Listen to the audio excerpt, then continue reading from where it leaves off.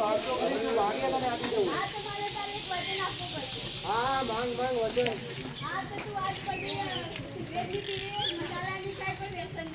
અરે પણ આ બધું તને કેવી રીતે ખબર પડી?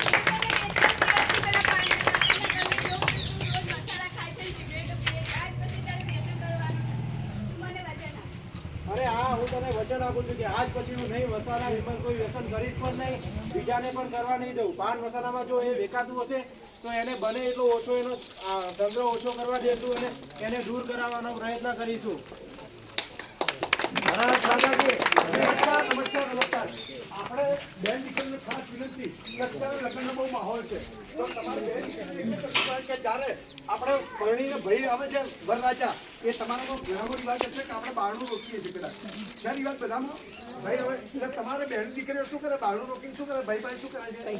પૈસા માગે. તો મારી બેન દીકરીને માતાઓ તમે પણ તમારી દીકરીને ખાસ કહેજો કે ભાઈ તું બેટા તું કે આજે બારણું રોકે તો ભાઈ પાસે પૈસામાં પણ માગીએ 1000, 2000, 5000 રૂપિયા, પણ હાથે એમ કે ભાઈ તારું કે આજથી છે તું આ વ્યસન કરે છે અમને ગમતું નથી, તું તંદુરસ્ત જીવન જીવે, ભાભી તંદુરસ્ત જીવન જીવે, તને રોગ ના થાય, કોઈ ટૂંકમાં આર્થિક નુકસાન ના થાય, શારીરિક નુકસાન ના થાય, તો આજથી ભાઈ તું વ્યસન છોડી દે. તમાકુ ખાતો હોય, દારૂ પીતો હોય, કે ભાઈ બીડી પીતો હોય તો એ વ્યસન છોડી દે. એવું ટૂંકમાં ખાસ આ જ્યારે લગેલી જીવન છે ખાસ મારી બેન દીકરીને ખાસ ભાઈ આજથી તો માગજો.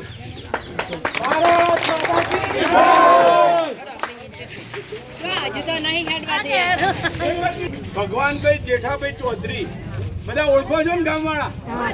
ગામમાં ઘણી બધી દુકાનો છે. આજના જમાનામાં ઘણા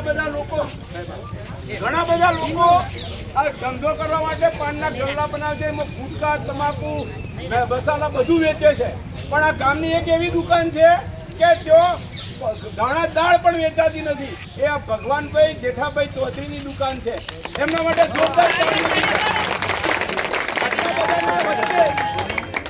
આ બધાના વચ્ચે રહી અને ગુટકા તમાકુ વેચતા નથી. એટલે ખરેખર એમના માટે ધન્યવાદ છે.